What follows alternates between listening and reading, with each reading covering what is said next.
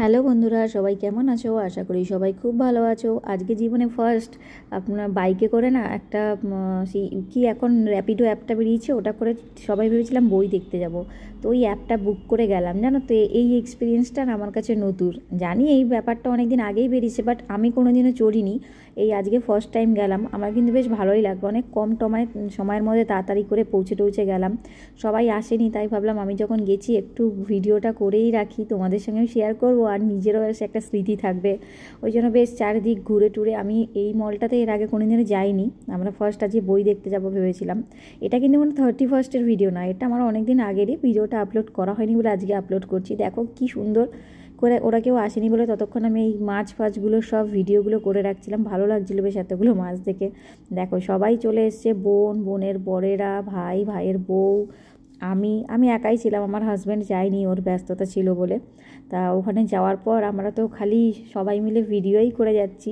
আমাদের ছিল পুষ্পা 2 দেখতে যাওয়ার কথা। পুষ্পা 2 দেখেছি, কিন্তু তার আগে যখন পৌঁছেছি ভাবলাম ভিডিওগুলোকে ভালো করে ক্যাপচার করে রাখি, যাতে তোমাদের সঙ্গে পরে শেয়ার করতে পারি। এই মলে ঢুকে গেছি। এটা তোমার ছিল যে বেলুড়ের যে রঙ্গোলি মলটা আছে, ওই রঙ্গোলি মলের ওখানে আমরা গেলাম। আমি কিন্তু ফার্স্ট টাইম গেছি। আমি অনেক দিন হয়ে গেল, প্রায় বিয়ের আমার 10 বছর হয়ে গেছে, আমি বই টই দেখতেই যাওয়া হয় না। আজকে সেদিন বোনেরা বললো বলে বললাম ঠিক আছে চল, জীবনে তো সবই করা উচিত। সারাক্ষণ কাজ করেই তো আর মানে হয় না, জীবনটা কাটলে হয় না, সব কিছুই করতে হয়। তাই বোনের বড়দের সঙ্গে চলে গেলাম বইটা দেখতে। দেখো হলের ভেতরটা ঢোকার আগে ভাবলাম একটা ভিডিও করে নিই, যাচ্ছি কি মজা বলো। সবাই মিলে গিয়ে এই পুষ্পা 2 তখন চালু হয়ে গেছে। আমরা ওখানটায় গিয়ে যার সিট নিয়ে বসে পড়লাম। এবার আমরা তো ঠিকই করতে পারছিলাম না যে কি করব, মানে কোন সিটটায় বসবো। আর আমার কাছে যেহেতু পুরো ব্যাপারটাই নতুন ছিল, একটু মানে কীরকম লাগছিল। যাই হোক, তবু বাইরে বেরোনোর অভ্যাসটা আছে বলে খুব একটা বেশি অসুবিধাও হয়নি, ভালো লাগছিল বেশ। সবার সঙ্গে এই যে একটা আনন্দ, এটা একটা কিন্তু বড় ব্যাপার। আর ওখানে গেছি বই দেখতে, আর সেলফি হবে না, ব্যাস অফ টাইমে আমরা চলে গেলাম বাথরুমে। থেকে বেরিয়ে যখন আমাদের সেলফি নেওয়া হয়ে গেল, এরপর আমরা চলে গেলাম খাওয়া দাওয়া করতে। এই খাওয়া দাওয়ার ওখানটা সব বসে আছি, অনেক রাত হয়ে গেছিলো তখন, মোটামুটি 12:30 তো বেজেই গেছিলো প্রায়। এবার কে কি আমরা নেব সেটাই ডিসাইড করতে পারছিলাম না।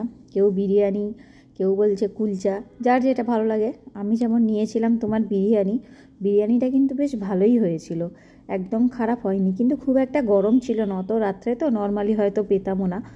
আর ভাইটাই ওরা বললো আমরা বিরিয়ানি খাবো না, আমাদের অন্য কিছু লাগবে। ওরা কুলচা, তারপর না তন্দুরি রুটি কী সব নিয়েছিল, ওরা ওটা দিয়েই খেলো। যাই হোক, সব মিলিয়ে বেশ খাওয়া দাওয়াটাও ভালোই ছিল, খুব ভালো লাগলো। সবার সঙ্গে এই যে সময়টা কাটানো, এটাই কিন্তু অনেক মূল্যবান।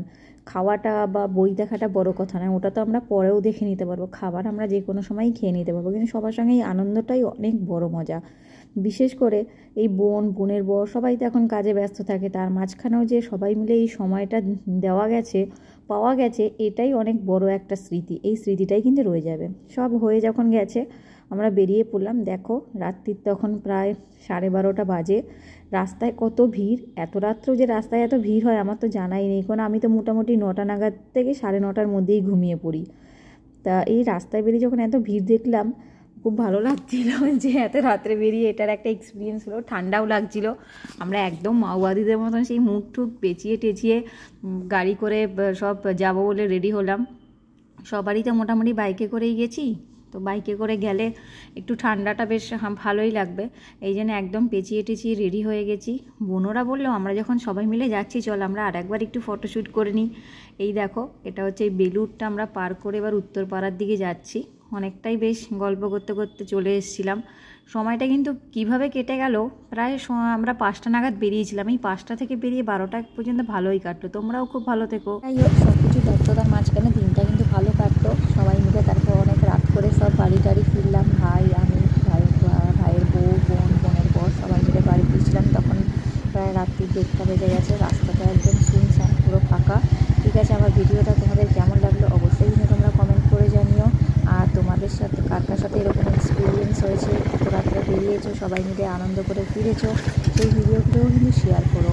এই সময়ের যে এই স্মৃতিগুলোই আমাদের শুধু কিন্তু থেকে যাবে। সময়টা তো আস্তে আস্তে প্রতিটা বছর কেটেই যায়। সবাই খুব ভালো থেকো। থ্যাংক ইউ বন্ধুরা আমার ভিডিওটা দেখার জন্য।